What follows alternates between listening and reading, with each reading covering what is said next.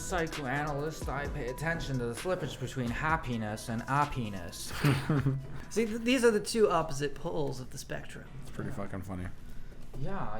You can't have one when you have the other. Yeah, you can't have a phallus and a state of mind at the same time. Welcome, listener. This is PlasticPills with guests soon to be introduced. This is one of our first attempts at a recorded conversation or a podcast. We're going to call it the Pill Pod. Maybe there's something attractive and worthwhile about being there when it happens, even electronically. The same way there's something positive about viewing an Olympic sports event when it happens, even though you could more conveniently watch it at a different time. Maybe it has something to do with the sense of a shared, public, collective experience. In any case, we're offering everyone this opportunity as an experiment and an investigation. It comes at a cost, $14.95. Today, we are going to talk about public intellectuals. We're focusing on the legendary debate of Jordan Peterson and Slavoj Zizek, which was actually held down the street from us. Actually, we tried to get tickets for this. Went from $50 to $300 in like a day. Hey, I was there. I went. You went to the... Yeah, I was there. Oh, how was it? It was good. I enjoyed it.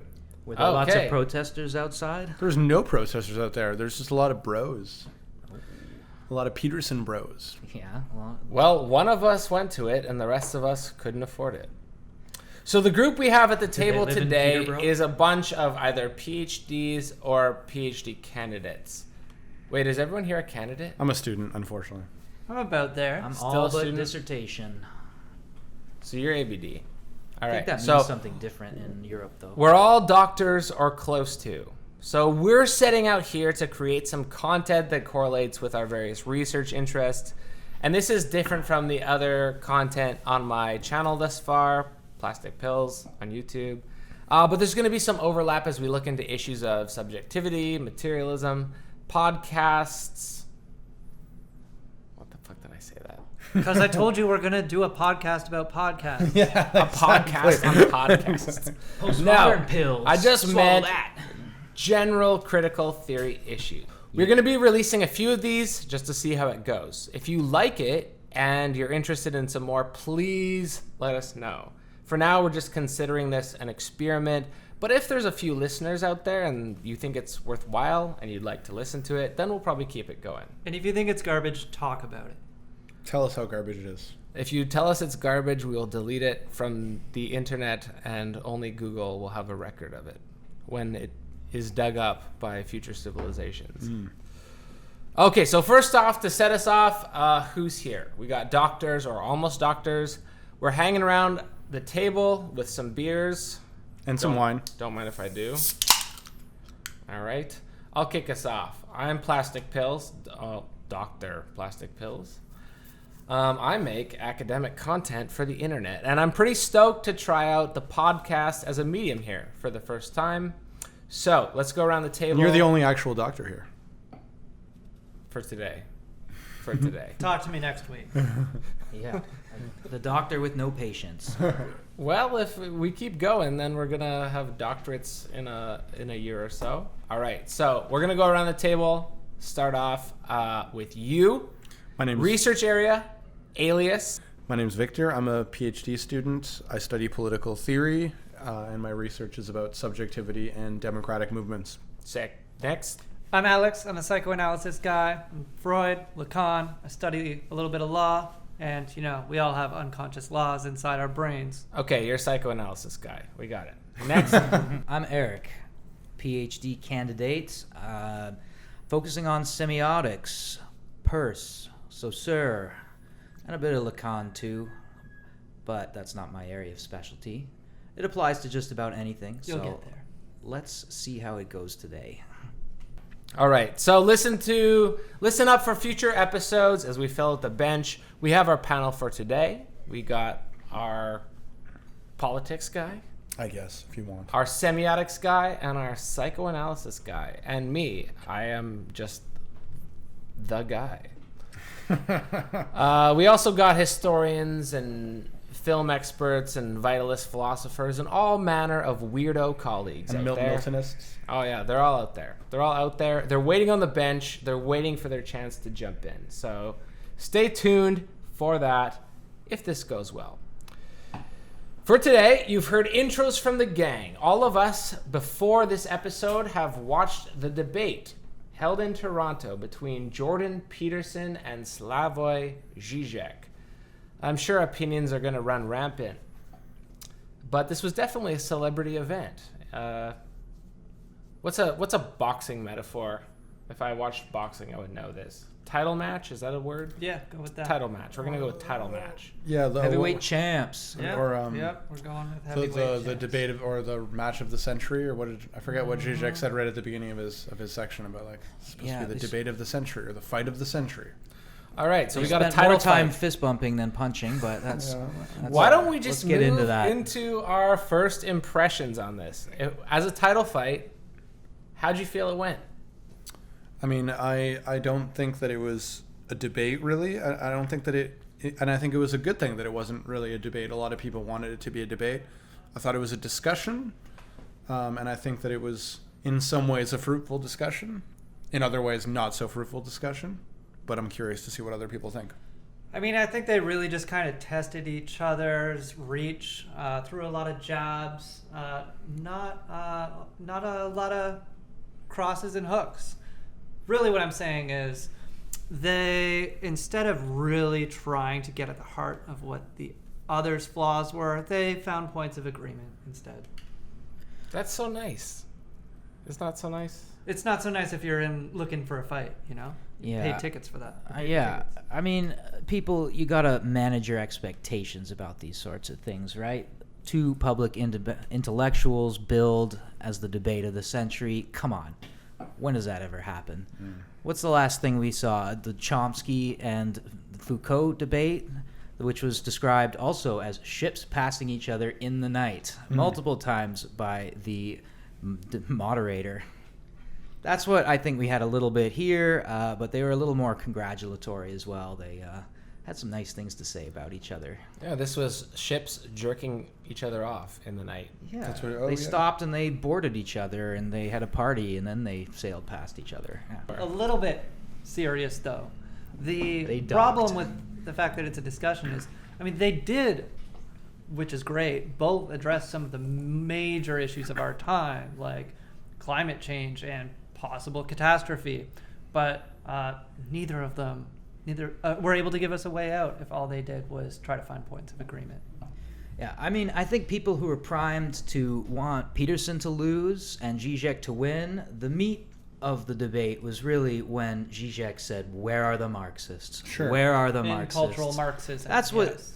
we were waiting for. I mean, I'm speaking for myself here. That's what Peterson... That's what the Noam- royal we were waiting for. I mean, Yeah. I was there, and I felt like it didn't really surprise me, the way that the debate went. I think anybody who went in thinking that it was going to be like Zizek owning Peterson, I No think like holds that's a barred. mistake. I think that's a Most people and thought how the was the opposite. crowd? Were you in the Peterson section or were you in the Zizek section? I was like up in the nosebleeds because I got my tickets right when they came out for like $50, so not the like 3,000 that they ended up being at the end when they were all sold out. Oh my God. But the crowd around me, to be honest, seemed quite, maybe even disturbingly normal dudes with like, there's actually a surprising number of like dates.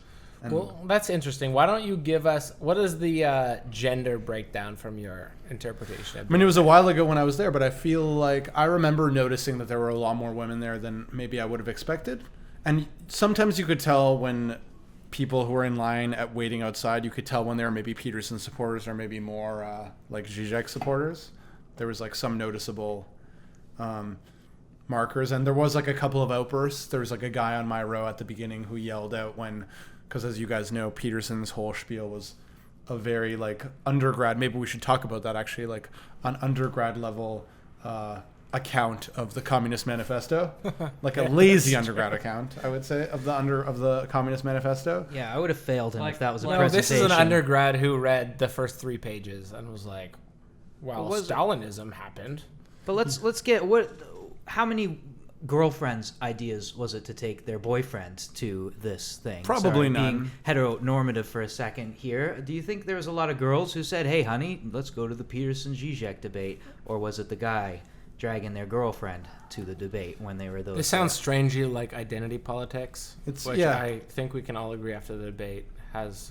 I'm holds not no talking water. about anybody's That holds no identity, more than gender politics. I'm talking about right your now, identity, bro. Well, what? But yeah, Bro woke. I'm sorry, I have an ID.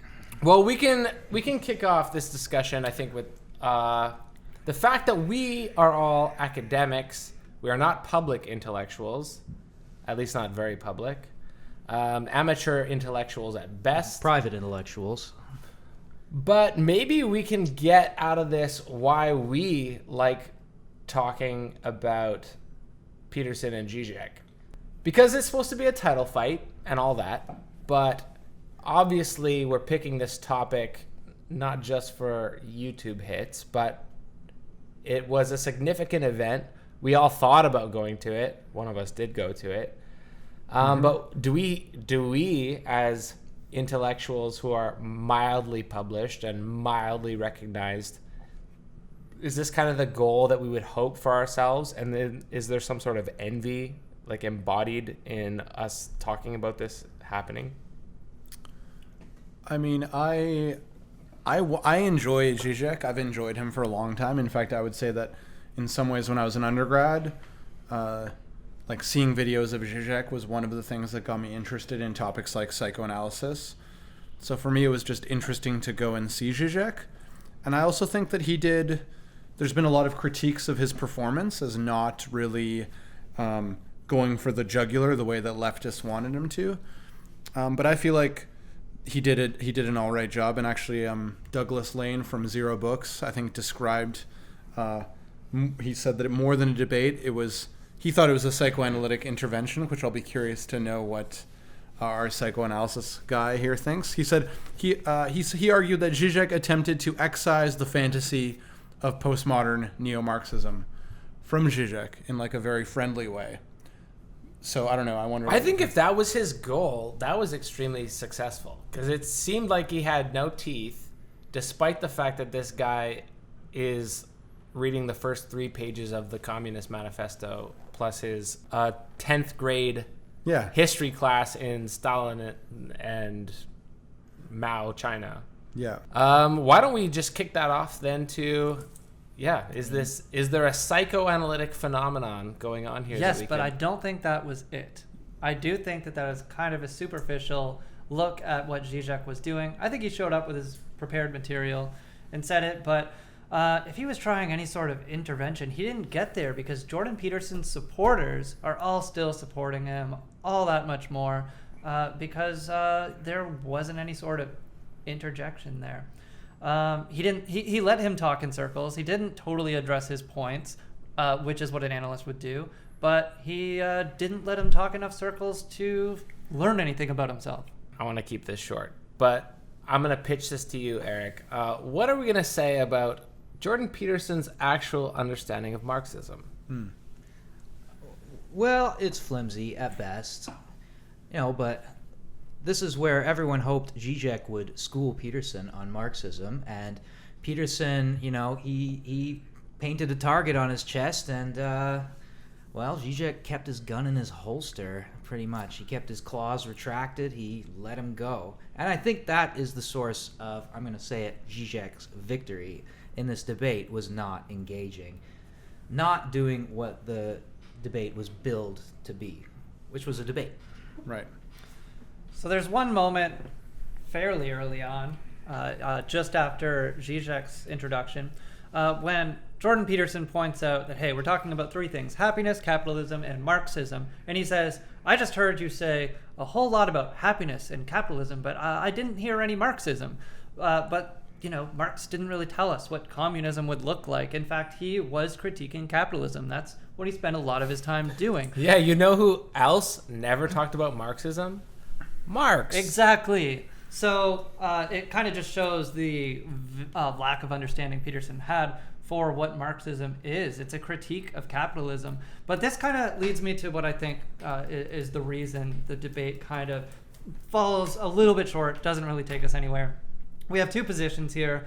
We have people who are supporting both and are very happy to show up wanting to see their candidate win. It might as well be a sports team or a boxer or an election. They want to see that they chose the right side and their side won. And so what would it be if it was Peterson's side? Psychoanalysis teaches us that language can never say it all. There's always something lacking in language. Peterson is very much trying to show empirically often why hierarchy is just so naturalized, why capitalism is natural for us. He basically universalizes all the hierarchies of capitalism to all of human So history. he's a state philosopher. Yeah, and so he's really... I mean, I just know for myself, I get a sense of envy from Peterson because everything that he says is so like milquetoast, and he's famous and he gets published. And so you never have to read an academic book. You read his book and feel really damn smart and feel like justified in all your pursuits of happiness and success. And he does talk about success as though it is inherently what it is to be human. And he's talking about success in capitalism. So then on the other side, we have Zizek, who is at least trying to show the holes in ideology, show that language can't say it all, that there's always something missing from our conscious view. But he's not giving us, just like Marx, he's not giving us a look at what we can actually do. So when they come together and just talk about their points of agreement, the bros can continue being bros and loving their future, and the Zizek supporters can enjoy being very clever academics poking holes in ideology while the world is burning, literally. Don't you think that Zizek did a pretty good job early on of dismantling this idea of a competence hierarchy, though, that Peterson always goes on about? He's like, Peterson's main thing is, well, hierarchy is natural because it's about competence, and that's what we want. And Zizek spent actually quite a lot of time talking about how that's a pretty vacuous idea and how it doesn't even make sense because human beings, he admitted, or even in, he made this distinction between authority and competence, right? And it's like, I think he made this point that something like, if you tell your father, oh, I am accepting your authority because you are the most competent, that's like an insult to your father's authority. And that in human relations, it's like authority is kind of the thing that, and power and authority is the thing that kind of conditions social relations in human society to just kind of reduce everything down to this kind of trivial idea of competence. I think Zizek did a pretty good job of dismantling that. I don't know. I think he brought up Kierkegaard in exactly this moment. Yeah, exactly. Because Kierkegaard, that's exactly what Kierkegaard said. Yeah, Jesus is not a philosopher. If he were a philosopher, he would have sucked at it. But the fact that he is, you take this leap of faith and then you I think adopt the Jesus. when Peterson frame. starts going on about hierarchies, he's not very good at contextualizing them. That's his problem. He treats them like these abstract, transcendental structures that don't have history. That all go back to Marxism for him. And his No, they go back to the specifically, beginning of time and these ancient Yes. myths. yes, And this is these why he's ancient against myths. Marx. But the defense that he is offering of structural hierarchy is very specifically capitalist. It's not pre-capitalist. He is saying it's very merit-based, for one, and he's saying, well, this is the best possible organization that we could ever conceive because nothing else has been conceived that's better than this. And it's not So even- there's just like a shutdown of imagination. it's You not- can't think of something better than what we already have. Yeah, there's a difference between talking about structure and being a structuralist, where you have this transcendental structure that simply shapes your reality, shapes the social order, but is beyond reproach. And anytime you criticize it, you are doing some kind of anti-capitalist, cultural Marxist exercise. And I think he hedges his argument too much in that respect, and he doesn't contextualize hierarchies. He talks about ancient myths, he talks about lobsters, but he doesn't talk about the way the structure can change over time. And this is the specific critique that Derrida had of structuralism in general, is that there's no history. There's only transcendental structure. And that's what Peterson can't get his head around because he doesn't read enough. I think Zizek actually called him out on this elliptically, not directly, but he called him out elliptically by saying, yeah, the French made all their famous French cuisine because their food rotted, and then they just pulled it out and fed it to people, and we're like, yeah, blue cheese, this is French cuisine now. Exactly. So then you guys agree that Zizek did a pretty good job of dismantling that idea of competence hierarchy that Peterson but you have to be smart enough to listen. I think he could have dumbed it down for the Peterson supporters.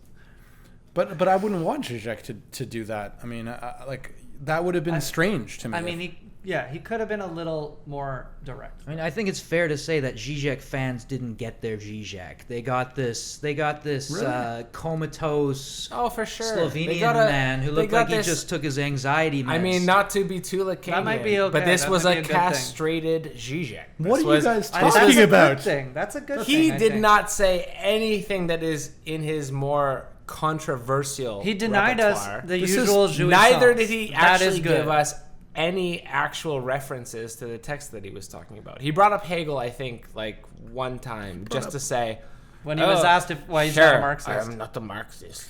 I actually am a Hegelian. And everyone Ruined. clapped. Yeah. But Hegelian first. And they all clapped. I think it was strategic tameness. I think that he wanted, like, what would have been, like, here's a question.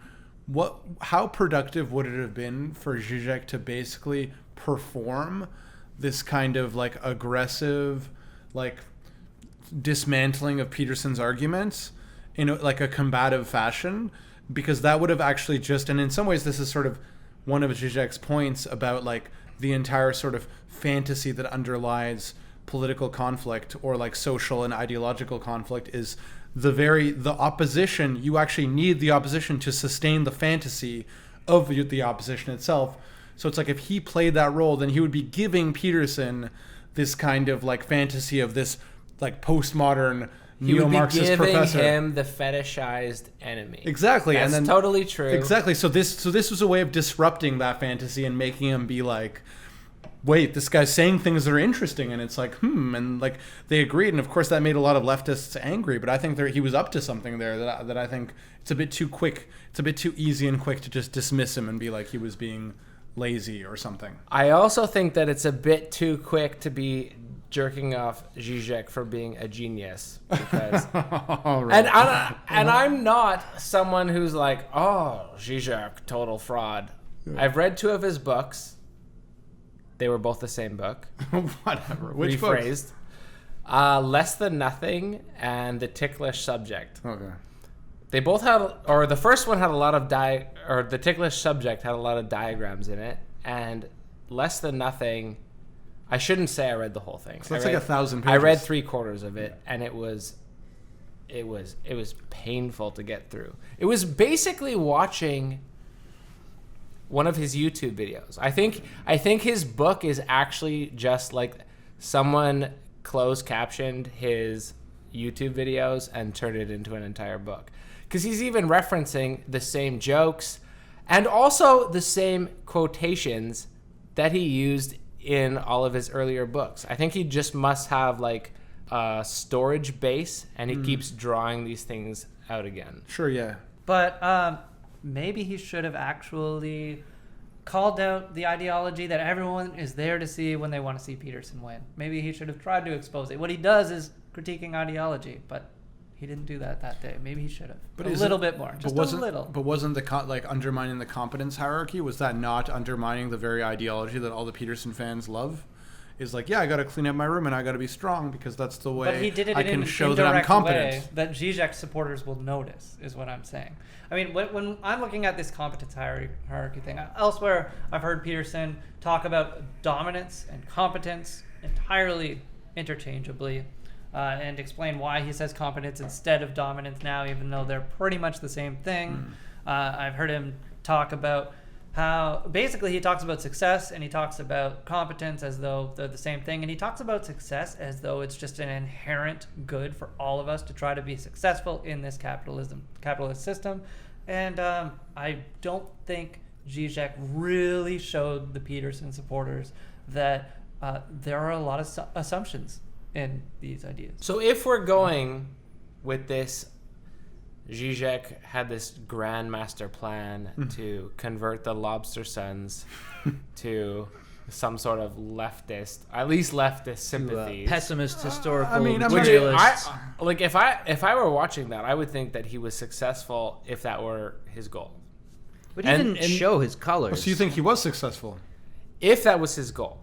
He didn't put anything out there to be critiqued. I mean, when you watch Zizek's normal videos, he gives you a lot. But when you watch this, he held back. What, Zizek? Yeah, Zizek held back. He gave this sort of old man opening speech that you might see from Chomsky or Etienne Balibar in their old age, and then he sort of just won the debate after that because he can form a thought, he can form a sentence, and Peterson kind of just has this weird thing he rags about. And he was just had an undergrad level. Wait, was this like did they actually establish who won the debate? No. At the debate, there was no decision.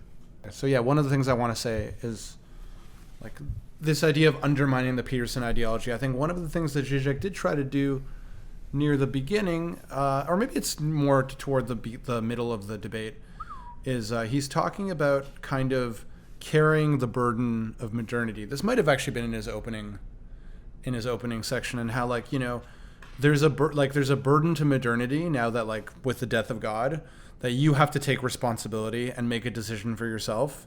And this sounds like it might be kind of compatible with, like, a Peterson idea, but I don't think it is, because the way he kind of qualifies it is to say, you know, even duty itself is not something that we can rely on. Like, even an idea of duty, right? You still have the ultimate responsibility to whether you're going to accept this idea of having a duty to clean up your room, or having a duty. It's like, ultimately you can't rely on some, like, capital D duty. And I think that that's something that in some ways I think Peterson is trying to recover, a kind of Judeo-Christian moralism that I think Zizek would want to say you are kind of trying to absolve yourself of responsibility, because when you live according to these values, then the values are the things that are making the decisions for you, not you. Mm-hmm. And I think that Zizek was trying to point out that actually, like, in some ways maybe the Zizekian point of view is a kind of more radical individualism almost, because it's like you're ultimately the responsible one, rather than, I don't know if anyone else picked up on that, or if I'm losing you guys here. No, I like it. I'm going to give you 4 synonyms: rule, law, duty, superego. Mm-hmm. So, I mean, Peterson's book is 12 Rules for Life. Exactly. The first one is stand up straight with your shoulders back. And he's telling us about serotonin in lobsters and how they can lose a fight, and if we inject them with serotonin, they're ready to fight again instead of just being bottom lobster. And inherently, I think what he's saying is inherently we all should be top lobster. That's what he wants from all of us. That is a superego imperative, a capitalist superego imperative. This shows that Peterson is a mouthpiece for the symbolic insofar as it is determined by capital. Exactly. And I think that that's kind of the interesting paradox when you actually start to sort of deconstruct or dismantle Peterson's point of view. And I think that Zizek was trying to reveal this, was that, like, behind all this grand talk about taking your own life into your hands, it's actually it's putting your life in his hands. It's putting your life in, or in, like, some other idea of, like, what capital M morality is, or something, right? Like, or the big other, to use like Lacanian terms, right? And happiness is almost equated with what do I have to do to be happy, as in what is my duty? Exactly. Oh, I have to be successful in the capitalist structure. Exactly. So his individualism is actually, like, not really an individualism at all. It's really just a submission to a kind of. I think it's both. Yeah, maybe. Well, Peterson. Yeah. Well, I'm going to turn this back onto ourselves in saying that, according to Lacan's Nom du Père, we are actually getting pleasure out of transgressing someone who is now considered an authority figure. So we're getting pleasure out of breaking this down just because it's a pleasurable experience for us. Is he even an authority figure in our circles? Not in our circles. In our circles, he's systematically dismissed. In the wide world, for sure, he is considered an authority figure, which is why this was considered the Battle of the Titans, or whatever it was. But Part of our pleasure in breaking it down is like, oh, look how much smarter we are. But we don't have any Patreon supporters. But often we identify Also, with we don't have a another Patreon. name of the Father at the same time. So we could be identifying with Zizek more when we're critiquing Peterson. But at the same time, yeah, there is some jouissance to speaking against the grain and the current and the common supporters. That's exactly what I want to avoid, is when I'm critiquing Peterson, I don't want to sound like I'm defending Zizek. Because I certainly have my problems with Zizek too. But that And Well, also why don't you're- we- And why don't- also you have an ego. requires a more substantial engagement with Zizek's work. With Peterson, all you have to do is watch a video, and he makes a fool of himself well enough. You don't need to critique him. You just need to point out the things he says. Like, I agree. Okay, you need to shoulder the burden of responsibility, but then I part ways as soon as it goes to this individualist mode of thinking, right? That we as individuals need to shoulder the responsibility. All right, so true enough. We've been picking on Peterson, which is, I mean, it feels like low-hanging fruit. Although he was I could there, defend him a Because little we all bit. agree. You want to defend him a little bit? Just one little bit. Okay, we're going to do this then. We're going to have a quick defense of Peterson, and then we're going to try to poke holes in the Zizek side of the debate so that we're not being one-sided. It would, Also, I have no fucking problem being one-sided. it would also be fun. It would also be. I think it would be funny to go around and be like, "What's the nicest thing we can each say about Peterson?" That's a pretty good idea. This sounds like grade 3. Yeah, he. That's what Peterson would want. I He always dresses really nice. I think he spent more time getting ready for the debate than he did studying. So he looks really nice. self-admittedly. He had good hair. Why don't we play the clip of that video of him preparing for the debate admitted right it. now? How have I prepared for my debate with Zizek? What are your goals for the conversation to be productive? Well, I haven't prepared enough. But I've got tomorrow, and you can do a lot with one day. I want to review some more of Zizek's YouTube videos. So he's so well prepared, as you can hear there. Yeah, it sounds like he took this very seriously. Yeah. Yeah, and it really showed in his opening statement, too. I mean, the best thing I can say that I like about Peterson is I agree with him quite often, but then quite often he's talking in platitudes and general sorts of truisms. He's not saying anything controversial until he gets to certain places. Then you violently disagree with him, and then you move on and he goes back into platitudes again. Very inoffensive. Okay, so I don't know. This might be half critique, half defense. But, I will say, one thing I do not like about him is that his... I thought we were talking about what we like know, about him. I'm getting there. His form of psychoanalysis very much denies the unconscious. But some of these rules, I think, just on a popular mantra-like level, can have a positive effect on people's lives. I mean, one of his rules is compare yourself to yourself yesterday. He's constantly denying, the unconscious. He is basically giving us a form of ourselves that we can look at and presume that we know in its entirety. Peterson straight up said that we're ruled by forces that are not under our control. He Is says that not and the then unconscious? never actually talks about That's true. them. That he is true. says Yes. it, He and he says it, actually but then he never elaborates on never- it. Besides this kind of biological Yeah. determinism, hierarchy is natural. He presumes we have enough stability in our sense of self to follow He's like these rules. A Jungian who's cut out the collective unconscious, and it's an individual biological unconscious. I mean, he has other rules that are just like seeing the beauty even when you're suffering, and things like this. Which is obviously good, but still These platitudinous. might be able to help some people sometimes, but still platitudinous. Can but- you give him at least a credit for something that he did? That you're gonna say, this was an effective use of his time, his air. I can. I have to think harder about no, something you're nice to Okay, say. so I'm seeing a lot of blank faces at the I table. can. All right, you're going then. I can. I think I can. I actually do think that I mean, he looks good for his age. This is going to be controversial. Well, I don't know if this is going to be controversial, but I do actually think that, and actually connecting it back to something that I was talking about earlier about Zizek's whole account about taking responsibility for like sort of the ambiguity of life. I think that in some ways, Peterson's critique of identity politics as like kind of like like the way he went about it was stupid, but I think that he still drew attention to something.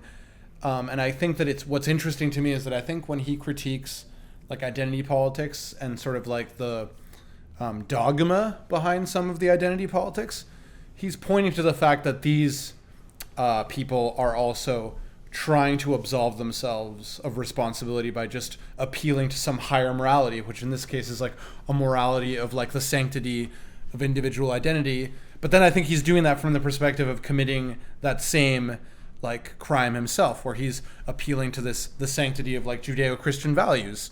But I think he's accusing them, where he's pointing out that they're doing kind of that thing, but he's forgetting that he's actually doing it himself. I don't know if that makes sense. So is this a success on his part, or do you think it's kind of an accident on his part? Well, maybe like the way I like conceptualized it is an accident, but I think that just overall, like, I mean, I don't know, many of you guys have been in a university without naming the name of the university that is like maybe ensconced in a certain kind of thinking that can be frustrating at times. And I think that Peterson did point to something that is like that we've all been frustrated with sometimes. Is that incorrect, or am I? But he doesn't put it in a lens that allows us to be productive. In fact, he's giving so many people an outlet for being like reactionary. Fine, he might have done more harm than good. I grant you that, but still, he's pointing to something true. No, but even if we focus on this point just for a second, the possibility that he said some things that people were thinking, is that a mode of critique? Could you call that a mode of critique? Because I personally would not. No. I mean, I think he says things I agree with, but he says them in such a way that sloppy. I don't want to hear this fucking angry dad tell me the things I want to hear. I want someone who puts them in a way that I can really agree with. Can I give you a quote? He's sloppy. That I think is exactly what you're talking about? Sure. Yeah, go for it. We seem to have concluded that strong men are dangerous, and that's partly because we think Western culture is tyrannical patriarchy, and the only reason you can get to the top of the hierarchy is to misuse your power. And so all the men at the top of the hierarchy are all misusing their power and are all tyrannical. And all the guys who have the aim and ambition to achieve, they're just tyrants in training. And that's the sort of basic attitude that we have towards our culture and towards young men now. And that's just... There's everything about that is just pathological and inexcusable and shameful. Cue applause. That's a pretty good imitation. I'll applause. Now you have to go up a register. A little bit up a few octaves. Well, our young men today. I think it's a little more like Kermit the Frog, who's like got a cold or he's, his voice is our breaking. Young men today. So that is a nonsense quote. Like, yeah, I don't like. That's obviously like, but that's not what I was even talking about necessarily. Like, I agree that would be nonsense. But the initial critiques he had about, like, when he's specifically talking about certain like identity politics movements that happen on campuses and elsewhere, like when he's specifically talking about them in the past, I've like agreed with him about like sometimes how nonsensical they become. But once he starts going in this direction, I agree with you. Like, so it's bullshit. he's giving young men an outlet to react to people who have legitimate claims. He's basically trying to dispel all of political correctness, and we do all have our critiques of political correctness. But the way he ends up in this argument is he's saying, he ends up with the claim that Western culture is fundamentally honest. That's where he ends up at the end of this. Wait, is that a direct quote? That is a direct quote. He says, we've got about 36 civilized countries in the world. The rest are run by brutal thugs, right? And it isn't just thugs at the top, these man. shithole countries. Yeah. He says, countries in a country with that's leaders corrupt. put in place by the CIA. Yeah. By the way, I'd marry my daughter. Or they're the most competent, though, I think. Yeah, he says the corruption is spread throughout the entire country. So he says Western culture is fundamentally honest. He says we're not like that. That's that. And then he cites eBay as an example of how Western culture is fundamentally honest. And so he's really just kind of trying to get us to not think about the ways which people the top lobsters can be dangerous. I mean, maybe there's a bright side, and we can say that Peterson is clarifying what white Western males are upset about. He's giving them a way to articulate it coherently and clearly, and it's good insofar as it's a kind of, I'll use the Hegelian language, it's an antithesis of a more socially oriented point of view. And so maybe with this clarification of that side of things, which has been pushed to the side a lot with the dominance of left and postmodernism in the universities. So maybe insofar... Dominance of left and postmodernism? We can bridge onto this point by the fact that he says universities are run by neo-Marxist leftists. Do you think that's actually true? Yeah, no, I don't agree with the way he characterizes it. I'm giving my own version of... There's something to what he says that's true. The That's not 80s way and the he says it. 90s in humanities and literature departments and those sorts of areas was dominated by things like deconstruction and post-structuralism, right? And those are inherently left points of view. Not necessarily liberal left, but a certain kind of left, right? And I don't think they're necessarily Marxist lefts.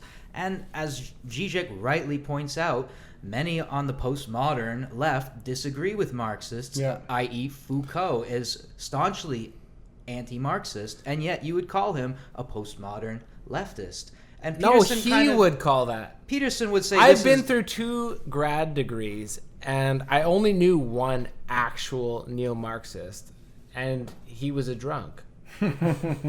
Well, aren't we all? He was a drunk who was making $120,000 a year, so he was definitely not a Marxist in any sense of the term in which Peterson would use it, probably.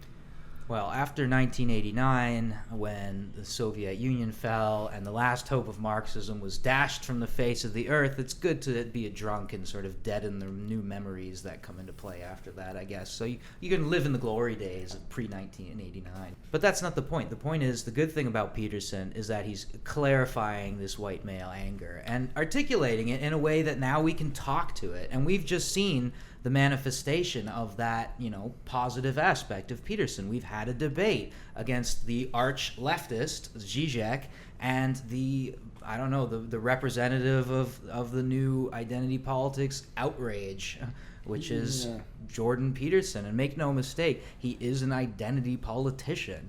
And he is against identity politics, but he brings his own version of it to the table. Yeah, exactly. He's pro Judeo-Christian identity politics. Yeah, he pretends he's not, but it's only one step from individualism to identity politics. But he talks about a Judeo-Christian. Like, I don't even know if you even need the one step. He's pretty transparent about his love of Judeo-Christian values. As soon as I hear that, can anyone explain to me what the fuck Judeo-Christian values is?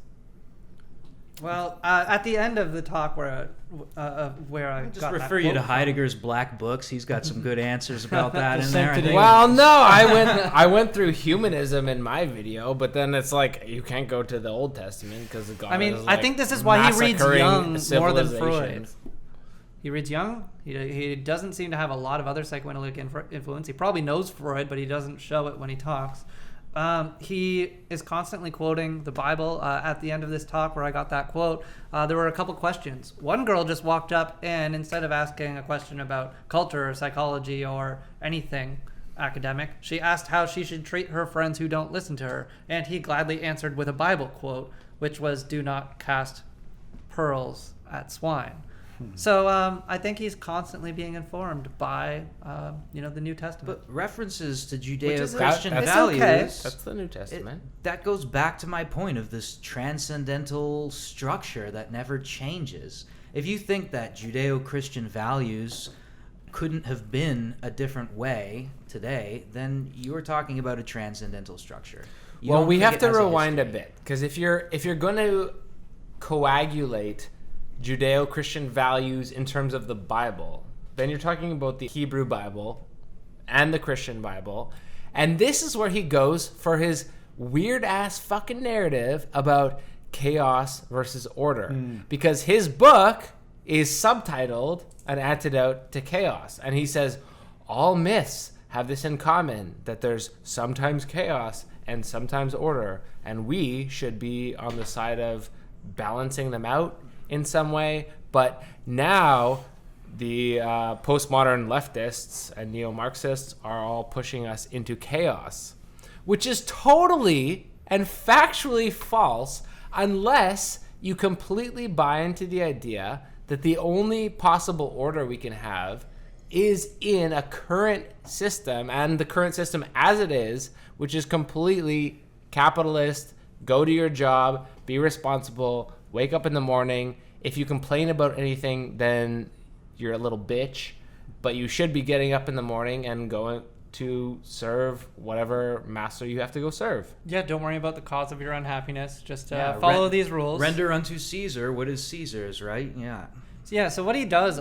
very often is whenever his views of capitalism are called into question, he just relates them to transcendental categories, and we'll say something like, oh, but dominance has been here since the beginning of time, basically. And so he's really just naturalizing capitalism as though it's always been here. He doesn't understand its difference between what it was like to be a peasant and what the primitive accumulation of capital that occurred at the beginning of capitalism.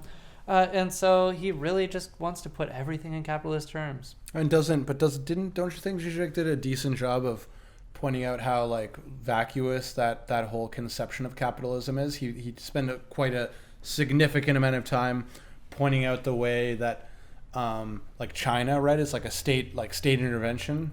State interventionism is the thing that keeps capitalism going, right? So this sort of, I think he spent a significant amount of trying to show to Peterson that capitalism is not really something that just stands on its own by pure kind of competence, but there's like a lot of mechanisms, a lot of centralized mechanisms that keep it functioning the way that it does.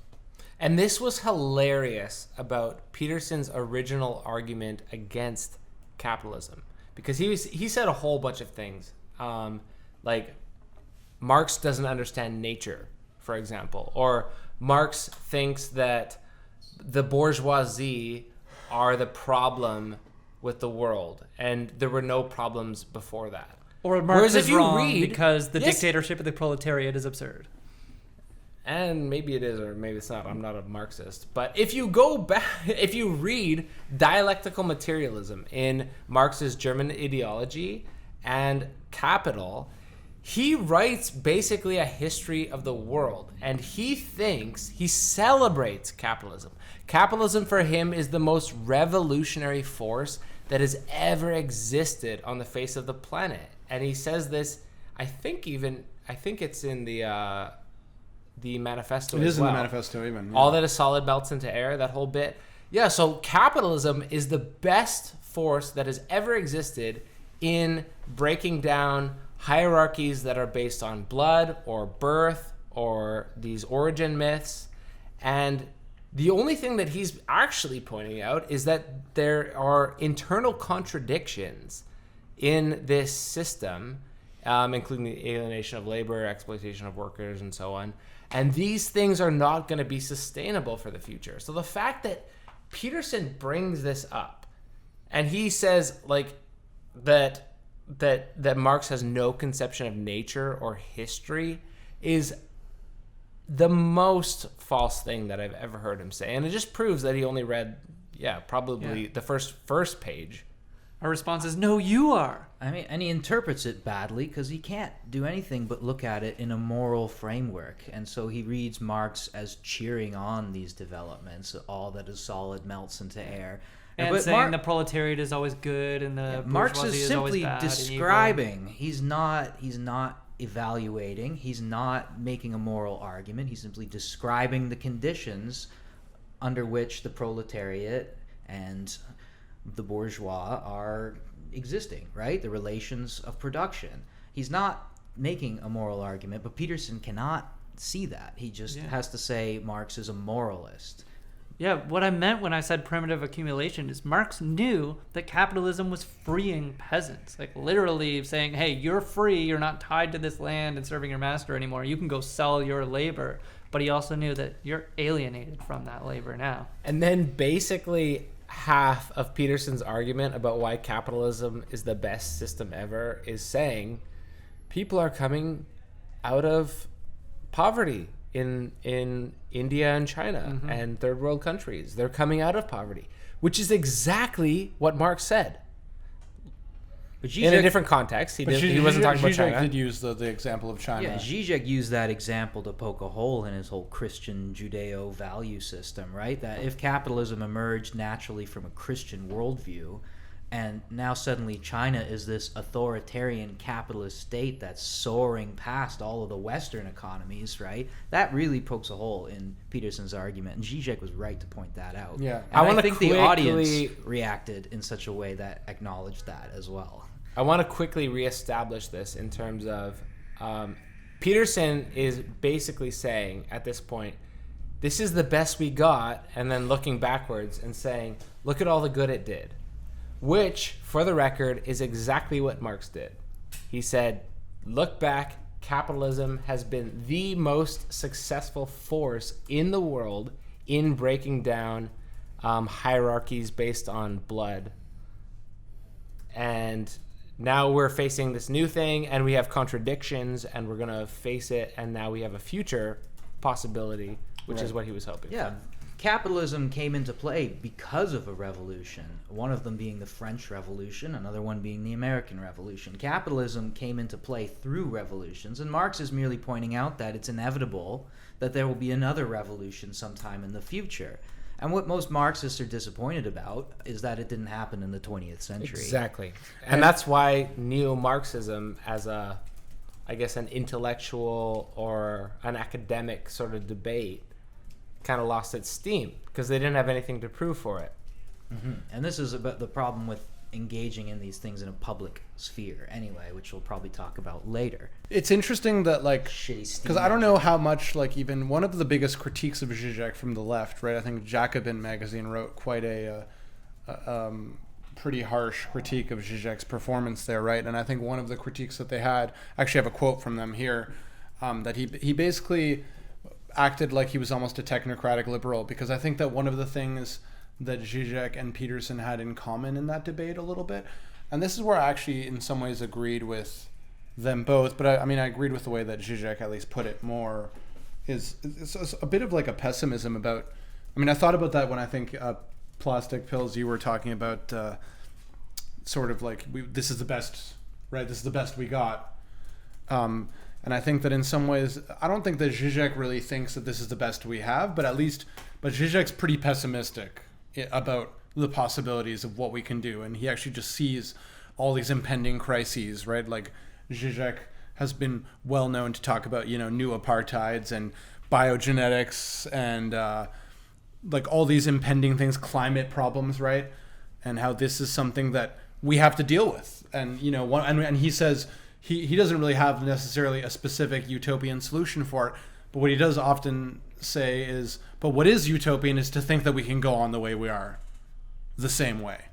So like in that way, he's, I guess, like a little bit of a Marxist, but I guess like, the Jacobin magazine people are correct in that he did kind of lose face in, the self-emancipation of the working class and all these things that are like the more utopian ideas. If that's what you're hoping for, then good luck.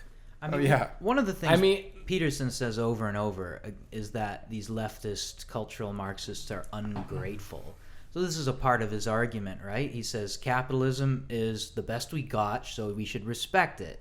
And look at all the good it's done for us. So if you don't like it, you're ungrateful. And then honor the flag. And then the final piece of that argument is just a fundamental fear of change or something new, right? It's this deeply, I don't mean to be ageist, but it expresses this kind of boomer-like fear of change, right? Yeah. Do you think that what Zizek was up to, like, do you agree with sort of the Jacobin critique of his that he didn't really go far enough? Or I'm curious, like, not necessarily you, but like any of you guys. Well, maybe you can flesh out what that critique is. Well, maybe I'll read this quote from Jacobin. Go for So it. he says, Zizek affirmed the need for a self-limited, regulated capitalism. He did not affirm the self-emancipation of the working class, but instead advocated the need for a master who will force people to be free. Here Zizek came across as a technocratic liberal, since for him, the masses are incapable of achieving freedom for themselves. Some kind of master is needed to guide them. Peterson did not contradict any of these sentiments. Instead, he admitted that capitalism has its problems and that he does not support fully unbridled markets. He paraphrased Winston Churchill in saying that capitalism is the worst possible system, but still better than all the others. So I don't know if, I think this is sort of... I mean, is the claim that Zizek wasn't Marxist enough? Exactly. Well, it's Jacobin magazine. I mean, that brings a whole other dynamic in it. If you immerse Man, yourself in Marxist I don't even literature, wanna they'll be mess around. sniping. We don't have to mess around. They I don't snipe even at wanna each other all the time. You're not Marxist enough. You're not Marxist enough. That's a whole other dynamic. I mean, Sure. when you're arguing from a position of Marxism with a non-Marxist, that's one thing. But when you're arguing, the arguments between Marxism are a lot more confusing. I think in the one way that Zizek was sort of leftist and somewhat Marxist, even if Jacobin or other leftists want to critique him, is like you were talking about the kind of like boomer mentality of not being open to change. And I guess that one thing that Zizek really was arguing for, even with all his pessimism, right, about how terrible things are going to be, is that we need something different, right? I think that that's one of the things that Zizek was very clear. And it has to be global. It has to be global, and that we have to, you can't go on the way that things are going. What it sounded to me was that he was arguing for, like you said, something global, sort of unilateral, but not specifically state planning, which I think Jordan Peterson only thinks that Marxism is state planning. And then he goes, well, how can you plan a state? How can you do that? How can you have people in charge of so many other people?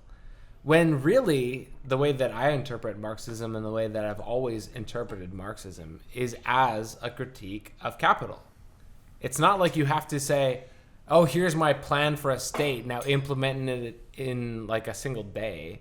It's more like, these are the things that are wrong with the system that we currently have.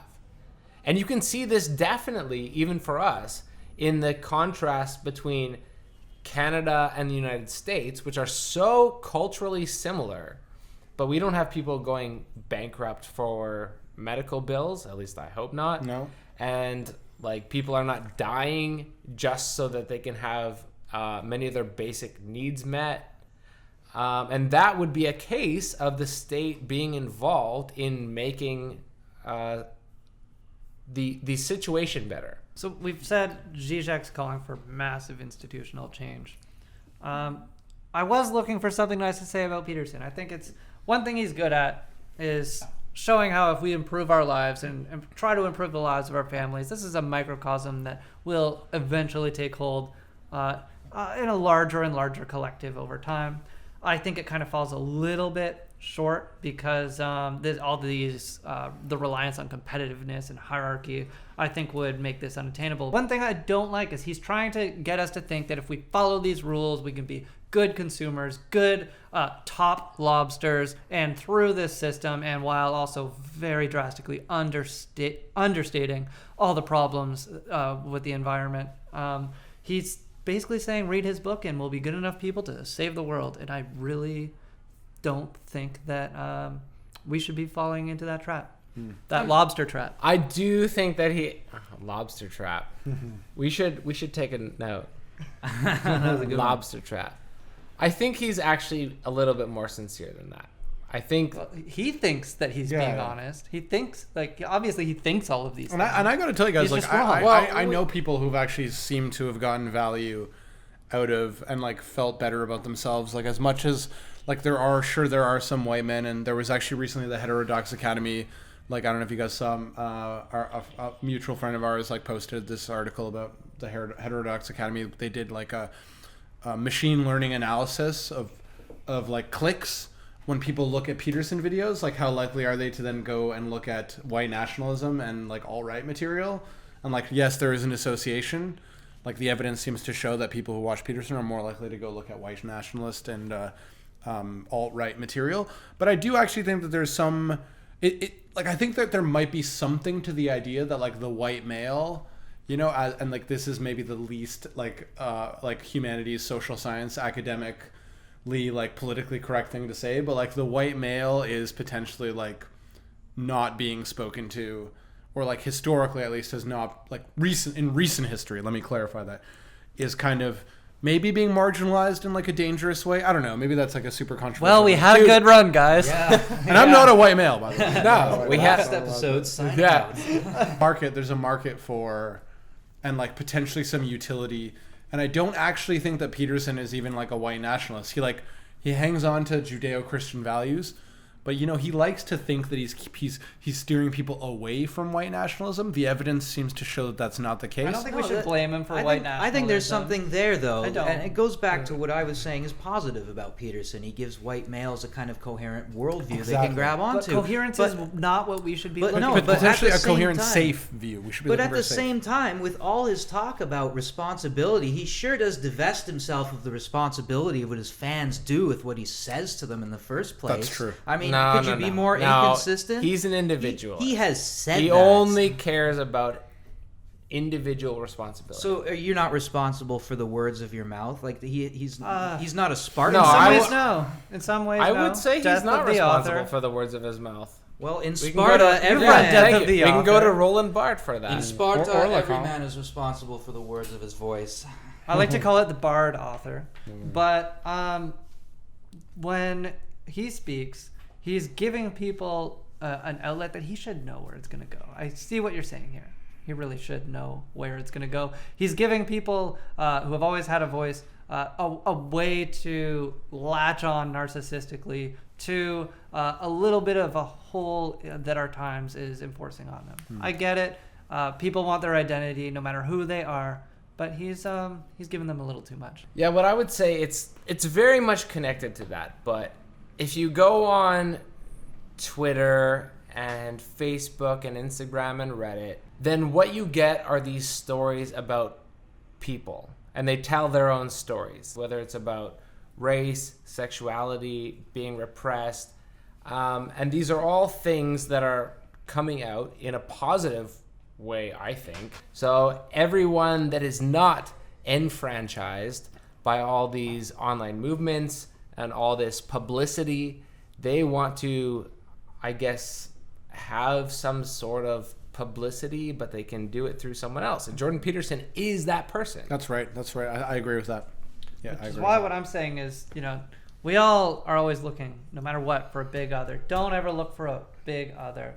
And what I mean by that is when we speak to someone, every time we unconsciously invest them a little bit with the role of the big other because we want our meaning reflected back to us. And so... By the way, this is our psychoanalysis guy, so listen carefully. So, we have things to say, and we want to make sure that the other person really understands us. We're asking for their assent. We're not asserting meaning. We're asking to get it back. And so, don't forget that all of our discourses pre-exist us.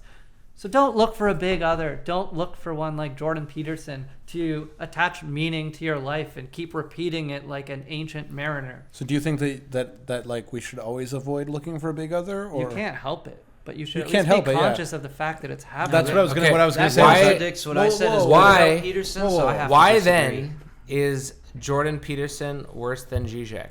Why would Zizek be better at Because fulfilling this father role that we're all desperately But missing? because Zizek is actually not necessarily interested in being that big other role. Zizek is actually trying to disrupt and interrupt your I was your about need to get to for... Zizek too, and we are doing the same thing with him. I mean, I think people are looking for meaning, and Peterson gives them a way to assert that they're not lacking in anything and they can really state in language everything about themselves, and that they can have this identity and assert it and see it in the world and have everyone else see it too.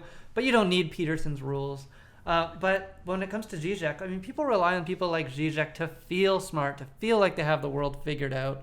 And we shouldn't be doing that either. I think we're investing the big other in both of them when we take on their language. And we do that with every We're all failing academic to we like. see how the myth of good and evil is informing what we're thinking about right now, right? And for Peterson being such a myth guy, right? He doesn't see the mythologies that inform his thinking. And what we're all doing when we're looking at that debate is seeing a battle between good and evil, chaos and order. And when you play this moralizing game of pointing out who's good and who's bad, right? You subscribe to this modern myth uncritically, and that's what the big other thing is about. I think is it don't look. I would say this exactly in the same terms as in we are fetishizing our evil because you want to hate what is evil, and you fetishize the good as what you want to be. So even in this conversation, I think we're probably all doing that. Well, just because we have similar Sure, and backgrounds. We are fetishizing our devil, we are fetishizing our angel, and we are going back and forth between them. And I just want to like bring it back to psychoanalysis guy, and I kind of want to challenge you a little bit more on your characterization of Zizek as just like something that lets people feel like they're smart. No. I'm saying that's how people use him. There's a lot of value in Zizek. I like Zizek a little bit. Because I mean, you could say that about like any sort of public intellectual, right? I'm just saying, don't look at an intellectual and be like, I want to be a follower. Right. Okay. Fine. Yeah, I agree with you on that. There's so much out there. Yeah. You don't need one public intellectual. The only reason I'm intervening here is because it seemed like you were giving. I'm not critiquing You were giving a pretty I'm critiquing the audience. Really. You were giving like a pretty robust account of like the Peterson and like the way he falls into being a big other in specific ways. Yeah. And then with Zizek, you were kind of like, well, people feel good. Well, yeah. There's not much to say about Zizek because he's not making it easy to fall into that big other role. Right, but people still, like I said, we because find ways to invest other people as the big other and find someone to identify with and follow. Don't find one specific ideology, even if it is psychoanalytic critique of ideology. My mistake. I thought you were just saying advice. I thought you were saying something simplistic, but you were actually saying something subtle. My mistake. I can even invoke Zizek himself on this point because I think it's in one of the two books I read, probably the latter one, Less Than Nothing. But he says an authoritarian is better. Yeah. Because an authoritarian... Wait, this isn't even his book. This is just like every lecture he's ever given. Which are also... An authoritarian is better and big because then you bureaucracy. know exactly where you stand. Actually, whereas if someone is trying to tell you, oh, this is what you should believe and do, then as soon as you try to enact what they're saying you should do, then you're actually less free. Well, because you are conditioned or you're in a position where you have to act out what you think the big other wants. The more free you think you are, the less free you are. As opposed to an Orwellian scenario when you know exactly what's expected of you. So he honestly, I think, it sounds like he prefers the Orwellian situation in which you know always what's expected of you, their specific goals, instead of, oh, you should just do the right thing. Well, he uses to illustrate that. He uses a funny example I've always enjoyed about like the authoritarian father versus the postmodern father. Mm-hmm. And he'll say the postmodern or the authoritarian father will be like, we're going to see your grandmother right now. Let's go because I said so. But then the postmodern father would be like, well, you know your grandmother loves you very much. And you should go and see her because you love her. Because you love her. But if you don't want to, then I'll let your grandmother know you don't want to see her. Exactly. He doesn't and the say point it like of that, that but whole yeah. anecdote is that the first is The just guilt. like giving you a rule, follow the rule or don't. If you don't follow the rule, you'll be punished. That's very simple to understand. But the second one is giving you a whole range of ambiguous possible responses. And it's also not. guilt. It's also not just a demand to go and see your grandmother, but it's a demand to love your grandmother. Yeah, you have to enjoy doing what you're commanded to do. Exactly. So, but also I think that when he says he prefers the authoritarian, in some sense, I think he's hoping for the fulfillment of a master-slave dialectic where you just know where you stand and it's easier to rebel and have an uprising. But he does also say elsewhere, I think this is a little bit newer, that he thinks that we will find that people should look for a master that is willing to tell them what to do,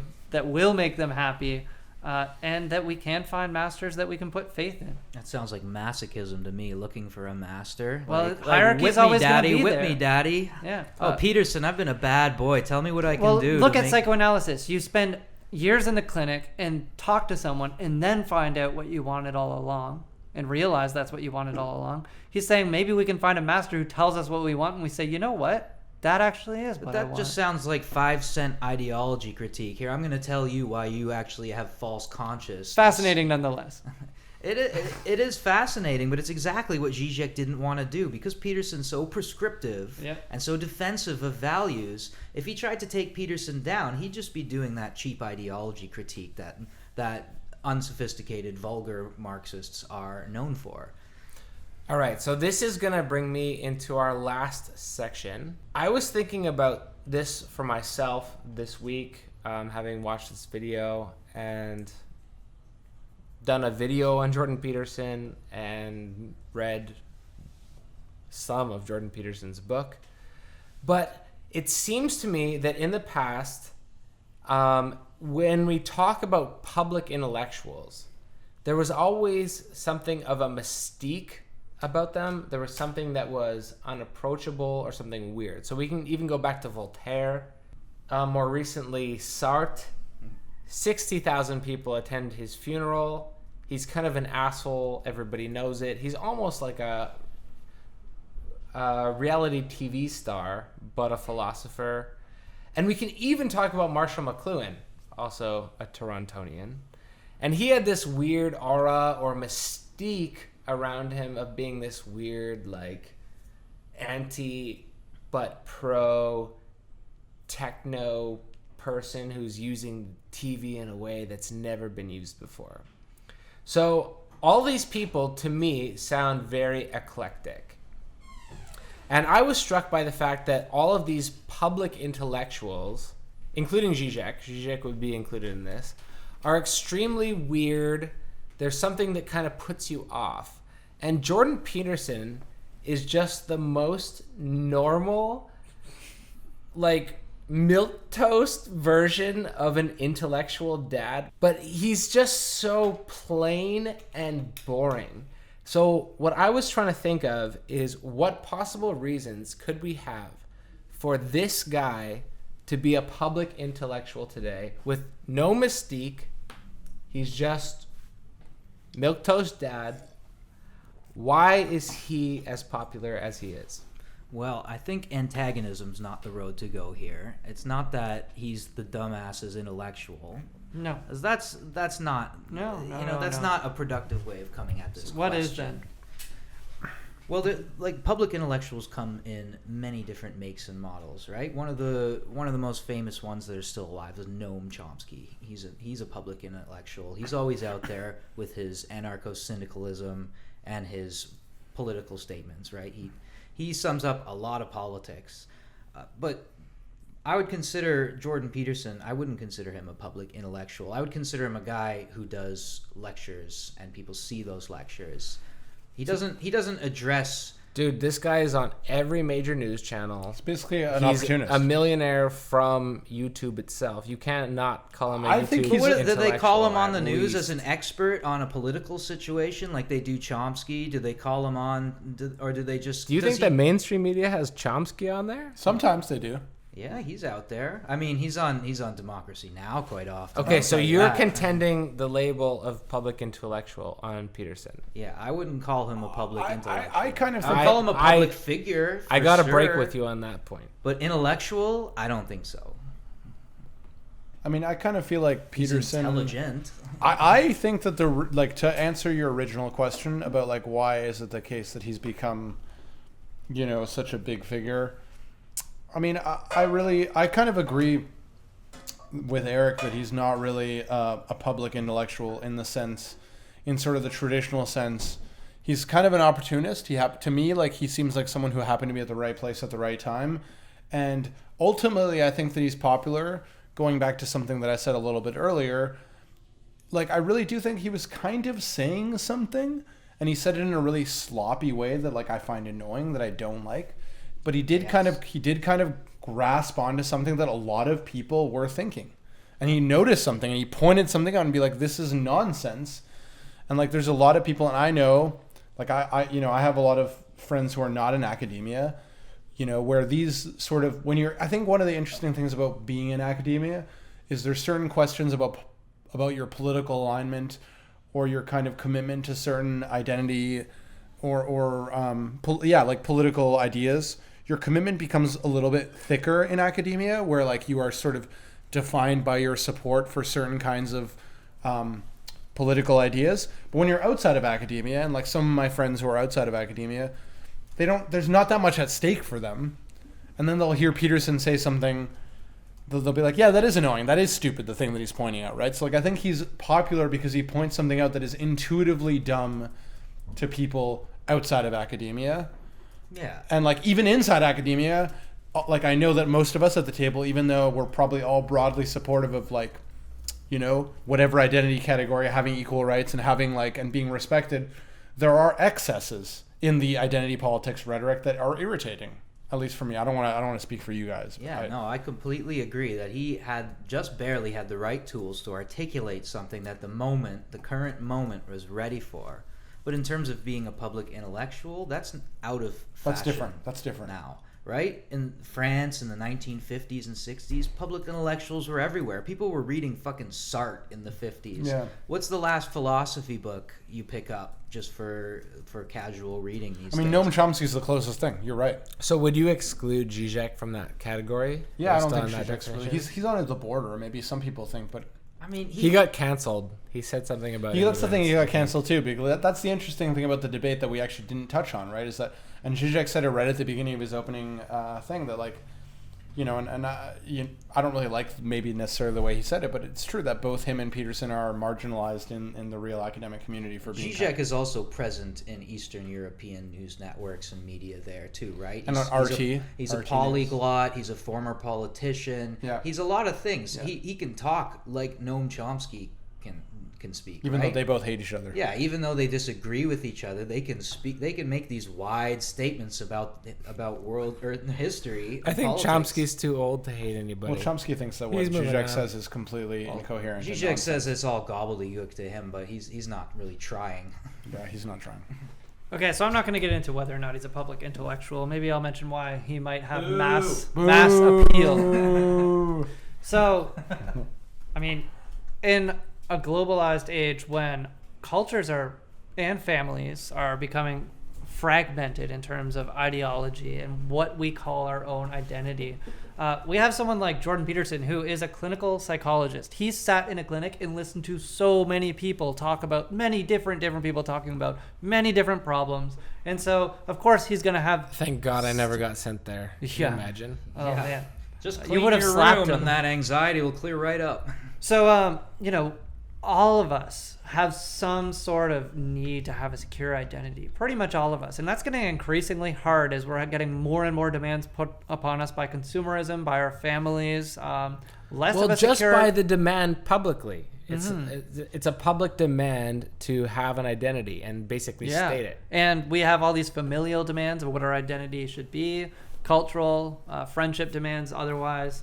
And so we all have a narcissistic, and I mean that in an empathetic sense, where, I mean, everyone has some sort of, somewhere along the line of a narcissistic injury, something that we're trying to make sense of or something we're trying to hold on to complete our identity. He really does offer a lot of people through his anecdotes, through the way he's told his patients to handle their problems with others. He's really giving people ways to hold on to a secure identity.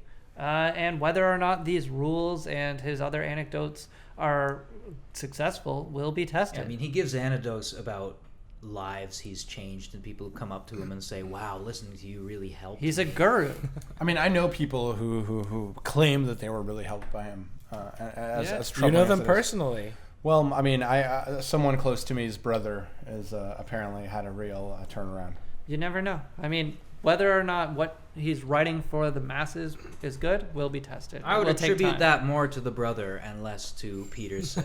Yeah. He's like, yeah. He's just happy he met the guy. Yeah, once you really open your mind and start listening to someone, that's when you can begin working on yourself as well, right? And Peterson's had that effect on a lot of people. I just don't agree with any of the content of what he says. Well, he makes it okay for people to feel, for like, I mean, as again, politically incorrect as this is to sound, but like he makes some like white males, young white males, feel like it's okay to be white male in an environment that Which it is. And I mean, is he a legit psychologist? Psychologists work you've with been wanting to talk for a statistics while. and they do meta studies. That's what psychology is. Psychoanalysis is Yeah. narrative He's analysis of influenced your by patients, right? psychoanalysis. He's supposed to be a mainstream psychologist. And, psychoanalysis has nothing to do with let me mainstream ju- psychology. And he's a young Let me man. jump right in here again to just point out how PlasticPills has been wanting to talk for a while right now. So go ahead. Yeah, keep your hand up in the air. Yo, I don't appreciate getting stuck on the gun. We did not obey the rules of hand up.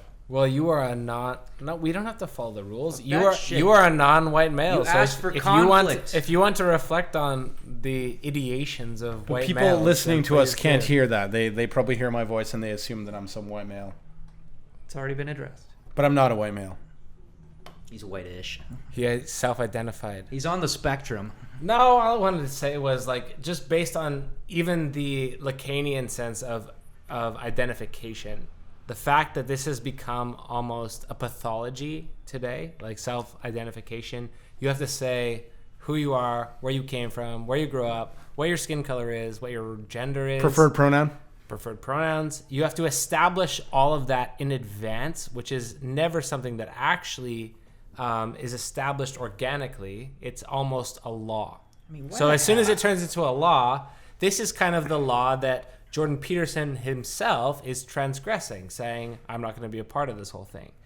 And there you go. That's the part I agree with him. That is about, the part I right? agree with There him. which you is go. ideological. I don't think we should atomize ourselves as if we're just trying to do demographic work for the demographers. Yeah. By the way, Eric's a white male. I also everyone here is a white male except for me. I also Good wanna, time to mention. I also All want. right, give the non-white male a chance. All right, I want to point out actually, like riffing off what you guys just said.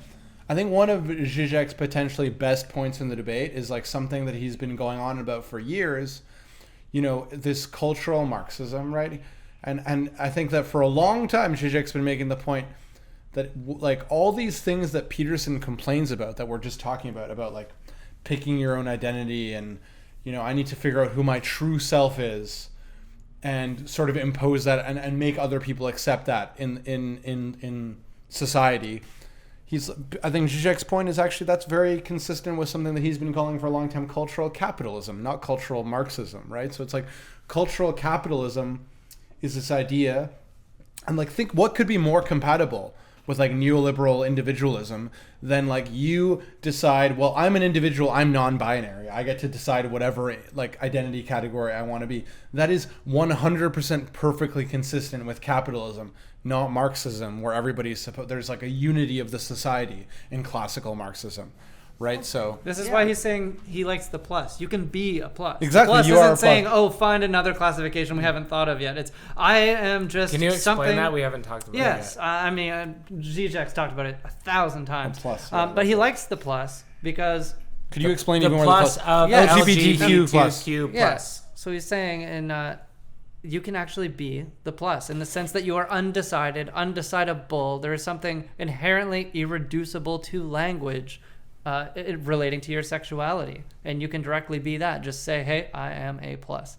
And so, Yeah, as long as you're not a pessimist like Zizek and perpetually nonplussed by what's happening. what But I I think even in saying that, we also have to push back on the fact that we're in a very like white heteronormative society, so we can have the privilege of saying, look, we can be a plus when other people have been defined by a specific skin color or identity or sexual identity their whole lives, which But just- some of us have not. But just to like kind of emphasize the point I was trying to make is like, you know, Peterson's mistaken for thinking that this is a consequence of Marxism, right? Like, Oh, exactly. right. yeah. This is a consequence of capitalism. It's exactly the opposite. It's of what exactly he the said. opposite. Yeah. That's my point that I'm trying to emphasize here. And okay, identity politics, but I'd like to see Jordan Peterson explain to someone from South America that Columbus Day is a good thing and we should celebrate it because it led to the formation of America and global capitalism, right?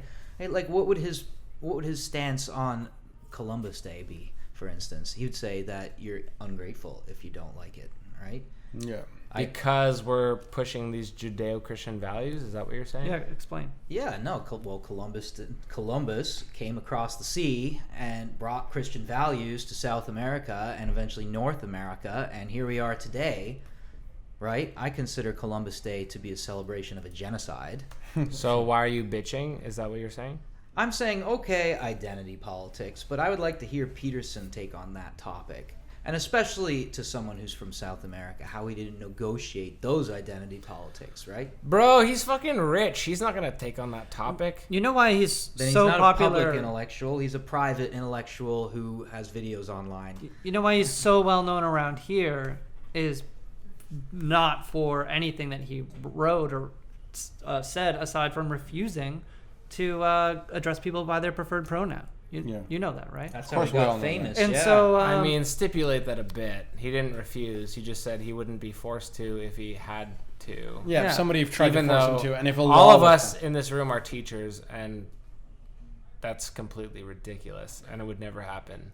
Yeah, it would never happen. And like, I also think it's just pretty reasonable if a human being comes to you and asks you, this is how I prefer to be identified. Like, you'd have to be a real psychopathic asshole to be like, no, fuck you. I don't know. I think. No, I mean- I'm calling you by my name that I see on the student register. Yeah. You shall be henceforth known as this name, and I declare it, and I refuse to call you anything different.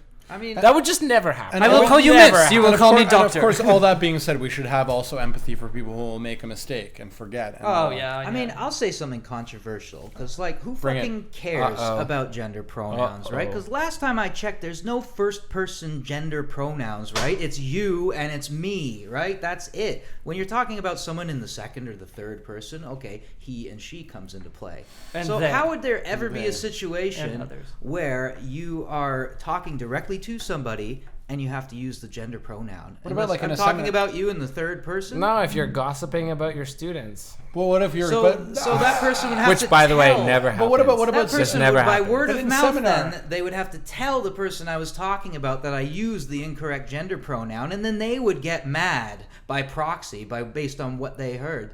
So maybe they should ban. I All right. don't know. No, he was making a stand in principle.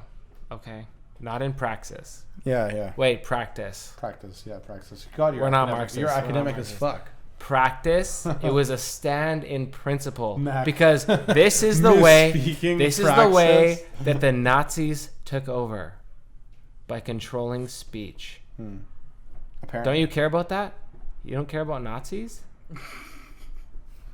What do you mean I don't care about Nazis? You know Trudeau. You know he's got a dark side. I care about neo-Nazis. Yeah, I saw that picture. What picture? I didn't see it. No, we're not going into that. That's why I'm trying to wrap it up. Poor guy. I'm just gonna What do say. you mean, poor guy? I'm just gonna say. You dressed up as Black Aladdin? You see the way he clutches that woman in front of him, too, in the picture? That's the scary part. Wow, you've been into this deep. Yeah, I did a semiotic analysis of the photograph. You got Trudeau brain. Wow. Trudeau brain. Yeah, and and then I was led to the belief that Aladdin is actually of Chinese origin. All right. The last 20 minutes. Do we have any final thoughts just to wrap up this discussion? I mean, the only thing I wanted to share was just sort of, there was a significant amount of media reaction, and one stood out. And like sort of the general observation I had about all of the media reaction was kind of a heavy dismissal of both Zizek and Peterson. And my favorite of them was from Current Affairs magazine, where, quote, "I do not like these men. I consider Peterson a toxic charlatan and Zizek a humiliating embarrassment to the left. I believe they both show how far you can get in public life without having anything of value to say if you're a white man with a PhD who speaks confidently and incomprehensibly." Oh, Well, I think that describes myself. so So unpack that, that next is time. that is as good a note to end on as any. Anything of value. Thank you all for listening. Again, please let us know yeah. in the comments if you had some fun with this, if you want some more. And otherwise, we are now going to sign out from the internets. Peace. Peace. Later. Press the record button. Or stop, I guess. No, I'll just press